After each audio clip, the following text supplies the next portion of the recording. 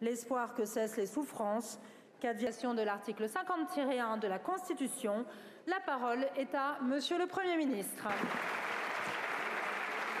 Aucun relèvement de l'âge n'interviendra à partir de maintenant jusqu'à janvier 2028, comme l'avait précisément demandé la CFDT.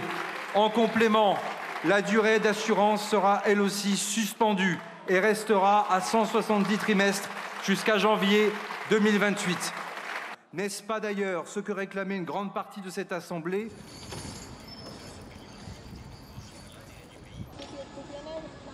Nous devons d'abord saluer cette grande victoire que nous avons obtenue, puisque la suspension de la réforme des retraites, c'est 3,5 millions de Françaises et de Français qui vont pouvoir partir en retraite grâce à cette suspension.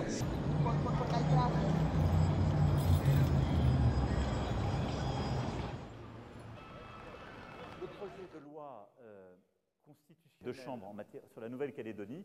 Qu'Emmanuel Macron continue d'avoir la main mise sur Matignon, de concentrer tous les pouvoirs alors que lui-même est détesté. Donc le groupe écologiste et social votera la censure. Mais une succession de mensonges complètement, non pas en décalage, mais en contradiction avec le budget de l'État et le budget de la sécurité sociale qu'on a eu ce matin. Donc entendre M. Lecornu.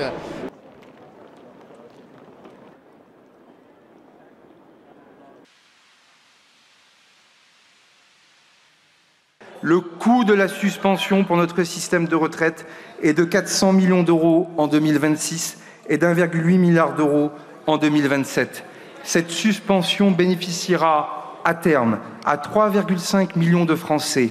Elle devra donc être compensée financièrement, y compris par des mesures d'économie. Les budgets ont augmenté depuis 2017 et continueront d'augmenter.